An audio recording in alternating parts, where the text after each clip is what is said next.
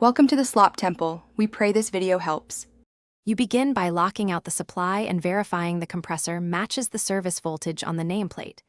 Make sure you have PPE and remove any tools or debris near moving parts. Check oil level, belt tension, hose condition, and open drain valves so moisture won't damage internals. Once done, confirm control wiring and starter rating. You want the correct fuses and contactor size. This initial sweep prevents failures and gets you ready to apply power safely and confidently. Now wire the starter for direct online starting.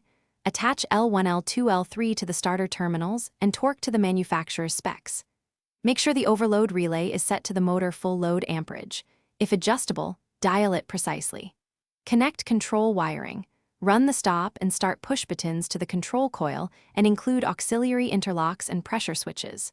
Once wiring is complete, restore grounding and inspect connections visually. You want clean, tight connections to prevent heat and voltage drop. With everything confirmed, energize the compressor briefly and watch instruments. The ammeter should show near locktroder, then settle. Voltage must remain steady.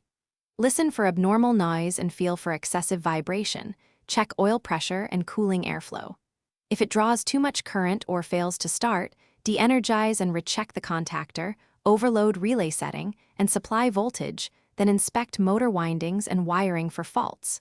Once it runs smoothly, perform a controlled no-load run to verify pressure switch cutout and automatic shutdown. Thanks for watching. Consider subscribing if we helped you.